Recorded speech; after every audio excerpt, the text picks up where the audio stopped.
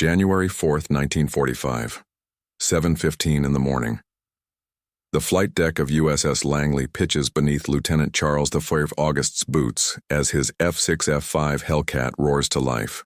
Bureau number 71441, just another fighter in a war that's grinding Japan into dust. But this particular aircraft is about to become something extraordinary, something that would shock the Japanese high command and force their test pilots to confront an uncomfortable truth. August doesn't know it yet, but in less than 3 hours he'll be a prisoner of war.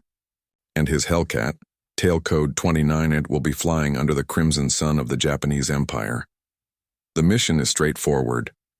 Escort 6 Grumman TBF Avengers to Kobi airfield on Formosa, what we now call Taiwan. It's the kind of strike the Americans have been running for months. Methodical, relentless, devastating. August's Pratt & Whitney R2800 double Wasp engine thunders as he climbs to altitude. All 2,000 horsepower of American engineering pushing 15,113 pounds of fighter through tropical air. 6 50 caliber machine guns loaded. Armor plating protecting his back. Self-sealing fuel tanks that won't turn him into a fireball if he takes a hit. Every advantage the Zero pilots never had. By 10:20, they're over the target. That's when August's engine starts coughing. Power dropping.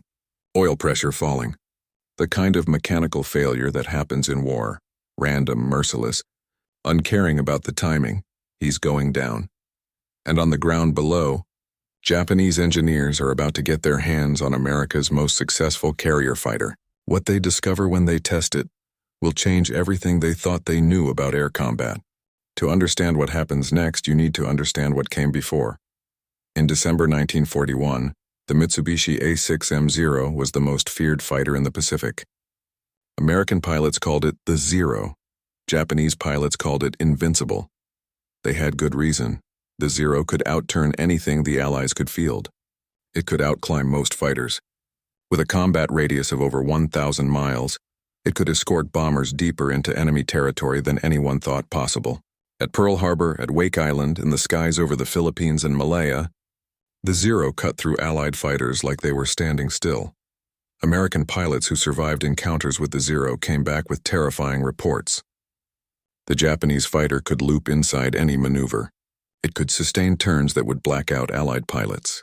In the hands of Japan's superbly trained pre-war aviators, men with thousands of flight hours, the Zero seemed unstoppable. But the Zero's dominance came at a price. A price Japanese engineers had deliberately chosen to pay. To achieve its extraordinary agility and range, every ounce of unnecessary weight had been stripped away. No armor plating to protect the pilot, no self-sealing fuel tanks, no redundant systems. The Zero's airframe weighed just 3,704 pounds empty, compared to the F6F Hellcat's 9,238 pounds. Chief designer Jiro Horikoshi had created an aircraft that was essentially a fuel tank with wings and guns. Brilliant in 1940. Suicidal by 1943, because in June 1942, everything changed. On a remote island in the Aleutians called Akutan, American forces discovered a nearly intact Zero that had crash-landed. The pilot, Petty Officer Tadayoshi Koga, was dead in the cockpit. But his aircraft was salvageable. The Americans shipped it to San Diego, they repaired it. They flew it, and they wrote the book on how to kill it. American test pilots discovered the Zero's weaknesses. Above 300 miles per hour, its control surfaces became impossibly heavy. In a high-speed dive, it couldn't follow. Above 20,000 feet, its performance dropped off dramatically. And those unprotected fuel tanks. One burst of 50 caliber fire, and the Zero became a flying torch. The lessons from the Akutan Zero fed directly into American fighter tactics. More importantly, they validated the design philosophy behind the fighter that was already in development. The F6F Hellcat. Where the Zero sacrificed protection for performance, the Hellcat would prioritize pilot survival. Where the Zero excelled at turning dogfights, the Hellcat would dominate in high-speed slashing attacks. Where the Zero was fragile, the Hellcat would be nearly indestructible. The F6F-5 Hellcat that August flew that January morning in 1945 represented everything American industrial might could produce. Its R2800 engine delivered 2,000 horsepower, more than twice the Zero's 940 horsepower Nakajima Sakai engine. Top speed, 380 miles per hour versus the Zero's 331. But raw numbers don't tell the whole story. The Hellcat carried 212 pounds of armor plating. The Zero carried none. The Hellcat's fuel tanks were self-sealing.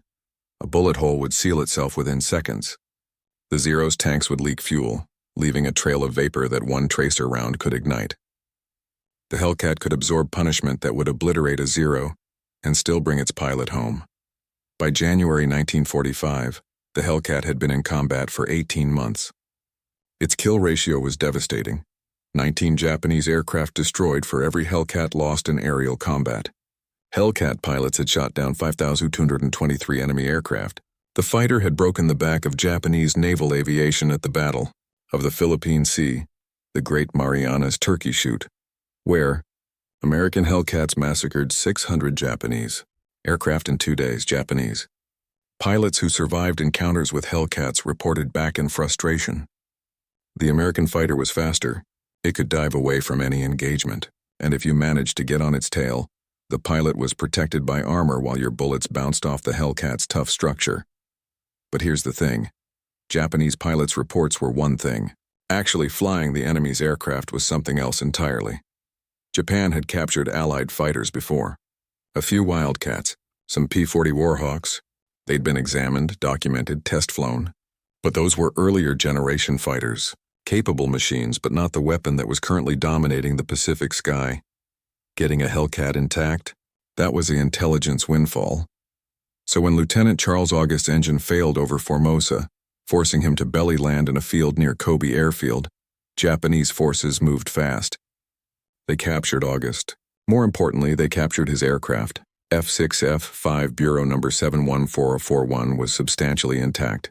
The belly landing had damaged the aircraft, but nothing catastrophic. No fire, no structural failure, just a fighter with a bad engine sitting in a rice paddy. Within days, Japanese engineers had recovered the Hellcat and shipped it to Yokosuka Naval Air Technical Arsenal near Tokyo. Yokosuka was Japan's primary facility for testing and evaluating captured enemy aircraft. The Yokosuka Kokutai, the Yokosuka Air Group, operated as both a test unit and a training squadron. They gave August's Hellcat a new designation. Yo 801, they painted over the American white star with red Hinomaru circles. The rising sun of Japan. They repaired the engine, and then they did something that would produce results nobody expected. They ordered their best test pilots to fly it. Yokosuka Naval Air Technical Arsenal in early 1945 was a facility under siege, though not from bombs. By this point in the war, American B-29 superfortresses were beginning to range across Japanese airspace. The homeland was no longer safe. But more devastating than any bombing, raid was the crushing realization spreading through Japanese aviation circles. They were losing the technological race. The engineers and test pilots at Yokosuka knew this better than anyone. They'd flown captured P-38 Lightnings. They'd examined P-51 Mustangs. They'd studied every piece of Allied aviation technology they could get their hands on, desperately searching for answers to an increasingly obvious question. How had the Americans caught up so fast? When Buno 71441 arrived at Yokosuka, it represented more than just another captured fighter. It was the aircraft that was destroying Japan's air forces. Understanding it wasn't academic. It was survival. The Hellcat sat in a hangar, American stars hastily painted over, Japanese markings still looking fresh and incongruous on its dark blue skin. Maintenance crews swarmed over it, documenting every detail.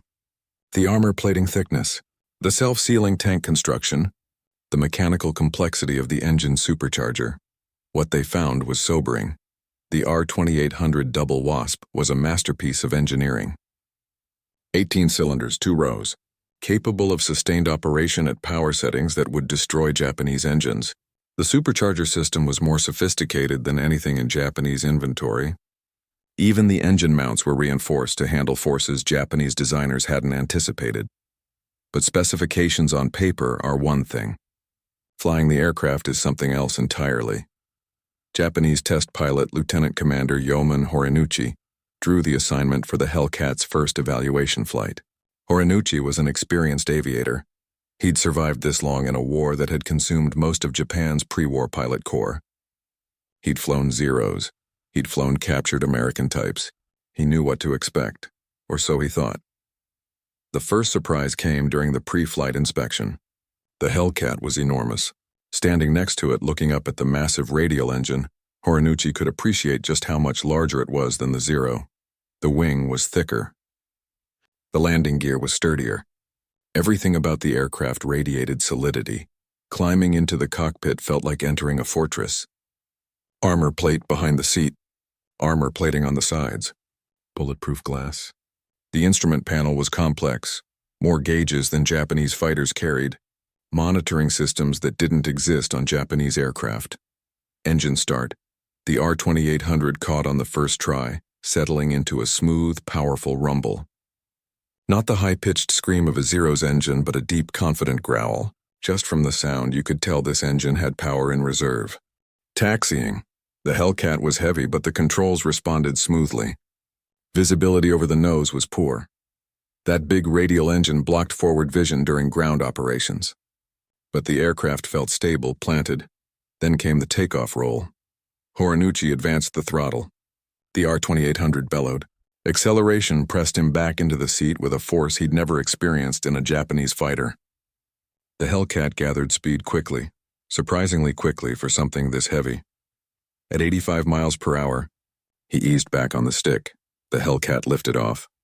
And suddenly, everything Horinuchi thought he knew about fighter aircraft shifted. The Zero was light, responsive, delicate. It required constant attention, constant small corrections. Flying a Zero was like riding a spirited horse. Beautiful when you got it right, but demanding every second. The Hellcat was different.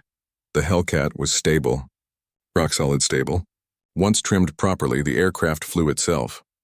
Horinuchi could take his hands off the controls, and the Hellcat just kept flying straight and level. In a Zero, that would be impossible. He ran through the test protocol. Climb performance. Speed runs handling characteristics at various airspeeds. The climb rate was impressive. 2,980 feet per minute at sea level. Not as good as the Zero's initial climb rate, but the Hellcat maintained its climb performance to much higher altitudes. Where the Zero started gasping for air above 20,000 feet, the Hellcat just kept climbing. Level speed. Horinuchi pushed the throttle forward, watching the airspeed indicator climb. 300 miles per hour, 340. The Hellcat accelerated smoothly, with none of the vibration or control heaviness that plagued Japanese fighters at high speeds. At 380 miles per hour, the Hellcat was still under control. The ailerons were heavier than at low speeds, yes, but still responsive. Still predictable. In a Zero at this speed, the controls would be almost immovable. Combat maneuvers would be impossible. But the Hellcat? The Hellcat was just getting started. Horinuchi rolled into a high-speed turn. The G-forces built up. The Hellcat was heavier than a Zero, so it couldn't turn as tightly at low speeds. But at high speed, with power in reserve, the Hellcat could maneuver where a Zero pilot would be helpless. He tried a dive, pushed the nose over, and let gravity and that massive engine accelerate the aircraft. 400 miles per hour. The Hellcat remained stable, controllable. In a Zero, control surfaces would be approaching solid locks. In the Hellcat, Horinuchi could still maneuver. Recovery from the dive, pull back smoothly, and the Hellcat responded without drama. No flutter. No structural complaints. Just smooth, predictable behavior.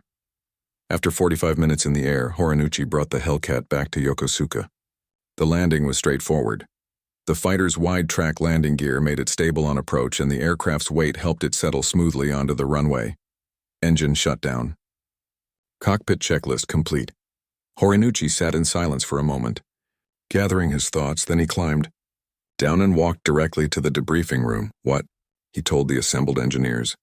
And officers has been partially lost to history. Japanese records from this period are fragmentary at best. But we know the essence of his report because of what happened next. And what happened next was unprecedented. More test flights followed. Other pilots flew the Hellcat. Each came back with variations of the same assessment. This was a superior weapon system. Not in every dimension. The Zero could still outturn it at low speeds. But in the dimensions that mattered for survival in 1945's air war, the Hellcat was dominant. You couldn't force the Hellcat into a turning dogfight. If the pilot didn't want to turn with you, He simply accelerated away. The Zero couldn't follow. You couldn't survive by being more maneuverable if your opponent could always choose when and where to engage. The Hellcat could dive away from danger. The Zero would break apart if it tried. The Hellcat could absorb damage that would kill a Zero pilot instantly, and perhaps most tellingly, the Hellcat was easy to fly. A pilot with 200 hours could be combat effective in a Hellcat. In a Zero, that same pilot would be dead in his first engagement. The Americans weren't winning because they had better pilots. They were winning because they had aircraft that turned average pilots into deadly opponents and protected them when they made mistakes. One account, unverified, but persistent in Japanese aviation circles, suggests that after several test flights, when test pilots were asked if they'd like to transition back to the Zero for comparison flights, several declined, not because they were disloyal, not because they had lost fighting spirit, but because flying the Zero after experiencing the Hellcat was like voluntarily strapping yourself into a death trap. The test program continued for several months. At some point, Buno 71441 developed another mechanical problem. Accounts vary, but most suggest engine trouble again. During a test flight, the pilot was forced to make an emergency belly landing. This time, the damage was too extensive to repair with Yokosuka's limited resources. The Hellcat was pushed to the side of the airfield where it sat, deteriorating, as the war ground toward its inevitable conclusion. But the lessons learned from those test flights spread through Japanese aviation circles. The Imperial Japanese Navy's aircraft development teams were already working on next-generation fighters. The Kawanishi N1K2J Shirankai George, the Nakajima Ki-84 Hayate Frank, the Kawasaki Ki-100. These aircraft incorporated lessons learned from studying captured American fighters. They featured more powerful engines, better high-speed handling, some armor protection, improved pilot visibility. In several key specifications, these late-war Japanese fighters actually matched or exceeded the Hellcat's performance. The Ki-84, for instance, could reach 427 miles per hour, faster than the Hellcat. The N1K2J had excellent maneuverability across all speed ranges, and could outturn a Hellcat even at high speeds. But here's the tragedy. These aircraft arrived too late and in too few numbers. The N1K2J was plagued by production problems. Only 423 were built. The Ki-84 had engine reliability issues related to Japan's deteriorating metallurgical capabilities and fuel quality. The Ki-100 was excellent, but only 396 were produced. Meanwhile, the Americans built 12,275 Hellcats. Production peaked at over 600 aircraft per month. The Japanese could design competitive fighters. They could no longer produce them in meaningful numbers. Their industrial base was collapsing under the weight of American strategic bombing. Their fuel supplies were dwindling. Their pilot training program had effectively ceased to exist. By 1945, Japanese aviators were going into combat with barely 100 hours of flight time, compared to the 300-plus hours American pilots received. The test pilots at Yokosuka understood this. When they flew the captured Hellcat, they weren't just evaluating an enemy aircraft. They were measuring the gap between what Japan could produce and what Japan needed to survive. That gap had become an abyss. There's a poignant irony in the story of Buno 71441. Lieutenant Charles August, who had belly landed the Hellcat near Kobi airfield, spent the remainder of the war as a prisoner of the Japanese. He survived captivity, barely, and was repatriated in September 1945. This was actually August's second time being shot down and captured.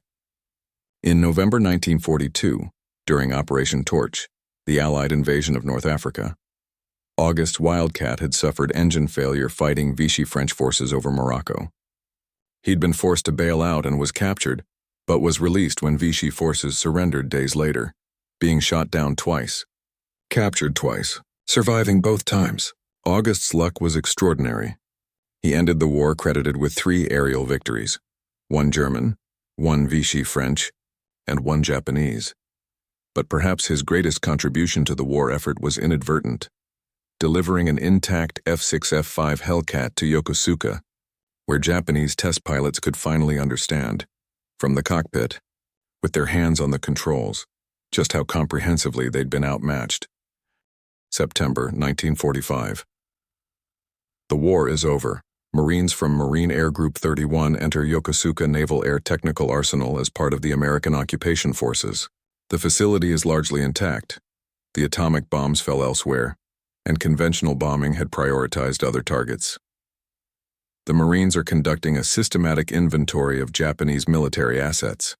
Aircraft, weapons, technical documents, anything that might provide intelligence value. That's when they find it.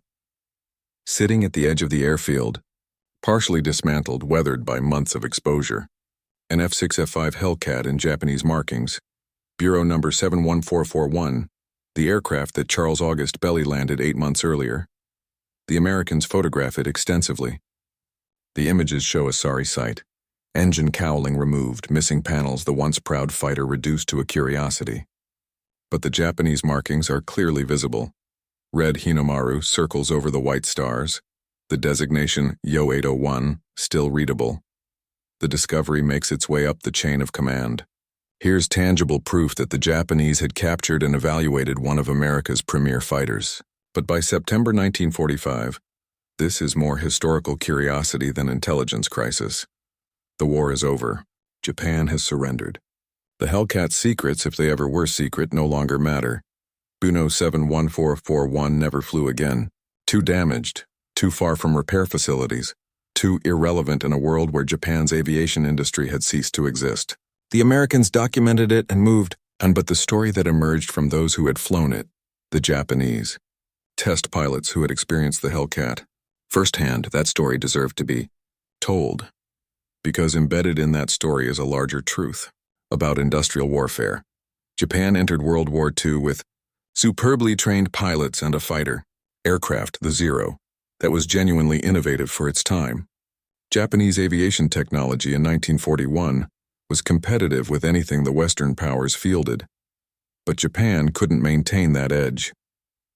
Their industrial base was too small, their resource pool too limited, their strategic situation too precarious. Meanwhile, the United States transformed itself into what Roosevelt called the arsenal of democracy. American factories that had built automobiles retooled to build aircraft. American engineering schools graduated thousands of aeronautical engineers. American research laboratories developed better alloys, better engines, better systems. The F6F Hellcat wasn't a revolutionary design. It was an evolutionary masterpiece, the result of methodical improvement, rigorous testing, and the resources to implement lessons learned. When test pilots at Yokosuka flew the captured Hellcat, they experienced this difference viscerally. The Zero required extraordinary skill to survive in combat. The Hellcat made survival the default outcome. One aircraft demanded heroism, the other provided it. That's not a small difference. That's the difference between winning and losing. The Japanese test pilots who refused to return to Zeros, if that account is true, and the evidence suggests some version of it is, weren't being cowards. They were being realists. They'd flown both aircraft. They knew which one would bring them home. In the end, individual courage couldn't compensate for systemic disadvantage. Japanese pilots fought with desperate bravery throughout the war, often sacrificing themselves in kamikaze attacks when conventional combat became hopeless. But bravery couldn't change mathematics. The Americans were producing more aircraft, training more pilots, and crucially building fighters that protected their air crews so they could survive, gain experience, and become more effective. By January 1945, when Charles August belly landed at Kobi, the outcome of the Pacific War was no longer in doubt. American forces were island-hopping toward Japan. The Japanese Navy had been shattered at Leyte Gulf. Japanese cities were beginning to burn under B-29 raids. The captured Hellcat at Yokosuka wasn't a game-changer. It was a measuring stick. And the measurement it provided was devastating. Japan had fallen years behind, with no realistic hope of catching up. Decades later, when aviation historians researched the story of Buno 71441, they had to piece together fragments. Japanese wartime records were notoriously poor. Much was destroyed deliberately as the war ended. American records documented the capture, but provided little detail on Japanese evaluation flights. What remained were photographs, a few official documents, and stories passed down by participants. But those stories are consistent in one key detail. The Japanese test pilots who flew the captured Hellcat recognized immediately that they were confronting a superior weapon system, not just in specifications but in design philosophy. The Hellcat was built to win a war. The Zero was built to win dogfights. There's a reason the Hellcat's kill ratio was 19:1. There's a reason Hellcat pilots survived to become aces while Zero pilots, with similar skill levels, died in their first encounters with Hellcats. The Americans had learned the lesson Japan never could. In industrial warfare, the side that brings its pilots home wins the long game. Today, only 17 F6F Hellcats survive worldwide. Of those, just 3 are airworthy. They appear at air shows occasionally, thrilling crowds with that distinctive R2800 growl. Bureau number 71441 is not among them. After the Marines photographed it at Yokosuka in September 1945, the damaged Hellcat was likely scrapped. There's no record of it being shipped back to the United States. It probably ended its days in a Japanese scrapyard, its airframe cut up and recycled into the rebuilding of a shattered nation. But its brief career under Japanese markings tells us something profound about the Pacific, where the technological competition between Japan and the United States wasn't decided by a single breakthrough or brilliant design. It was decided by industrial capacity, systematic improvement, and fundamentally different design philosophies.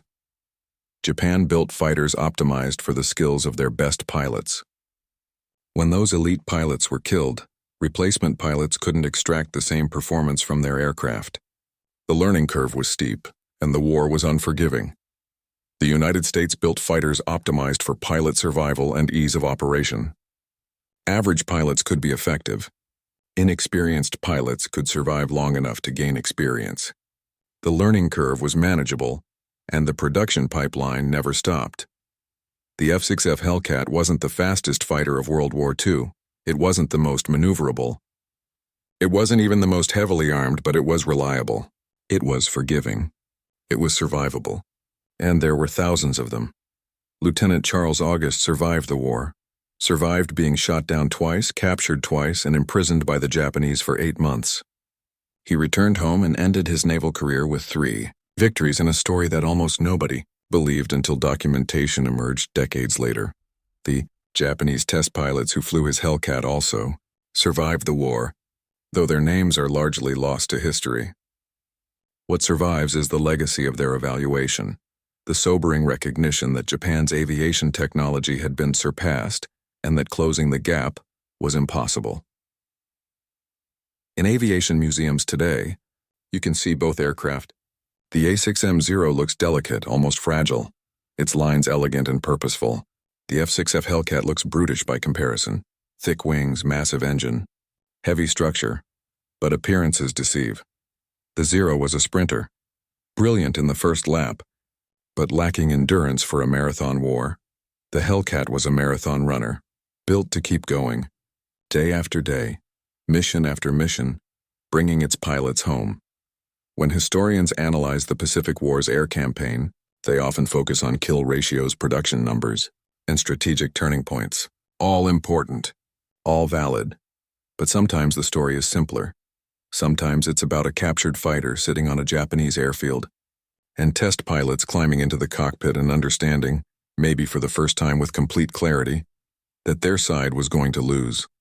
Not because they lacked courage, not because they lacked skill, but because the other side had built a better system, a system where fighters were designed around keeping pilots alive, rather than demanding they be heroes just to survive, a system where industrial production could replace losses faster than combat could inflict them, a system where lessons learned in one battle fed into improvements for the next. The Japanese test pilots at Yokosuka, who flew Buno 71441, couldn't change the outcome of the war. By January 1945, that outcome was inevitable. But they could bear witness. They could fly the Hellcat, feel its stability, its power, its protective armor. They could experience what it was like to sit in a cockpit designed by engineers who prioritized bringing you home, and when they climbed back into their Zeros afterward, if they did, they would know what they were missing. That's the real story of the captured Hellcat. Not the specifications or the technical reports, the moment when Japanese test pilots understood that the gap between what they had and what they faced wasn't just numerical, it was philosophical. And philosophy, in the end, won the war.